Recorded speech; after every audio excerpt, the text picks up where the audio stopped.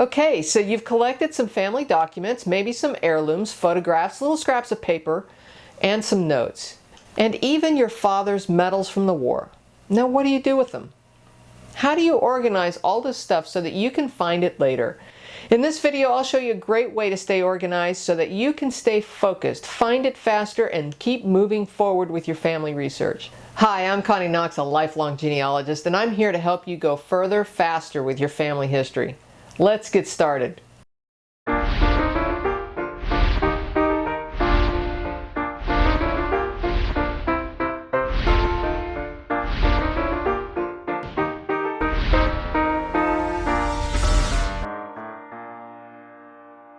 Stay organized.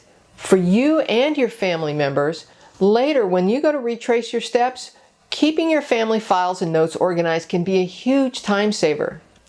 Keep your family notes, photographs, and documents, all of these by surname, either by physical notebooks or in folders. In these files, you want to keep saved, scanned documents, photos, research notes, and any and all evidence that you can piece together an individual's life story. I keep an electronic top-level surname folder such as Doe, all in caps, and then within the file, individual folders. For example, within the Doe folder, you'll have another folder or notebook with the person's name. So for example, it might be Doe on the folder or notebook, and I might have a list of folders underneath that say Doe, Ellen, Doe, John James, Doe, Mary. I name all of my files with the same nomenclature.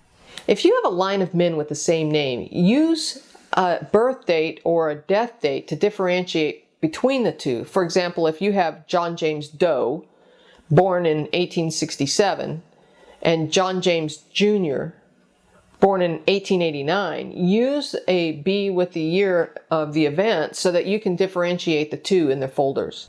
This will allow you to find your family immediately and is a structure for future generations that they can follow easily. I'll also create a folder for family groups by surname to file things like family group photos and family history manuscripts I've collected. I'll also create a folder sometimes for married couples. By naming the couple within the file folder, you can also give clues within the file folder for a maiden name. By naming the married couple, John James Doe and Jane Merrow, this way, it's a clue to also look in the Merrow surname file folder for her details too. For couples such as husband and wife, I'll often document them together for things like marriage certificates. This way, when you sort alphabetically, the files will group together.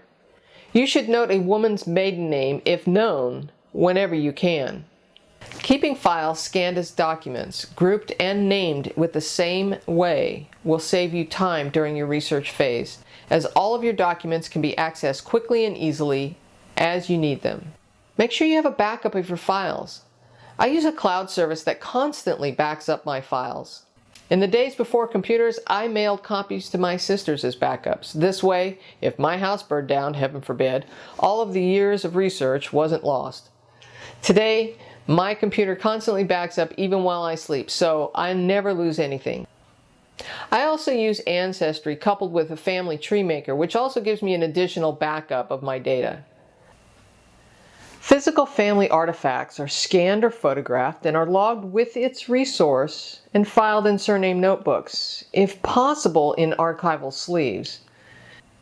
These plastic sleeves can be found at any office supply store. For family heirlooms that don't fit in a notebook, those items can be such as Bibles and war memorabilia.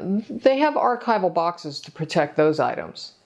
You can find archival boxes just by Googling archival materials or archival boxes, and you'll find plenty of resources for those. This is the method that works well for me.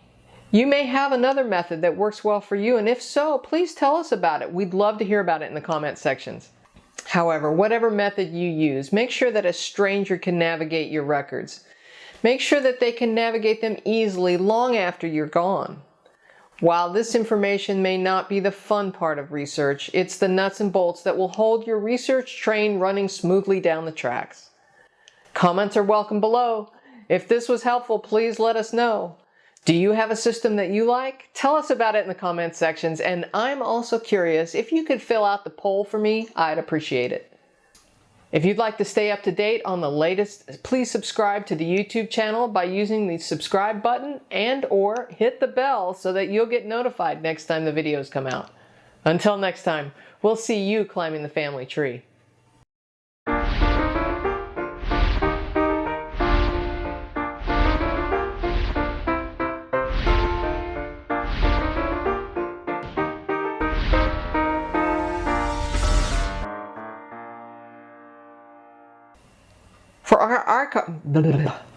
For archival materials, just Google it.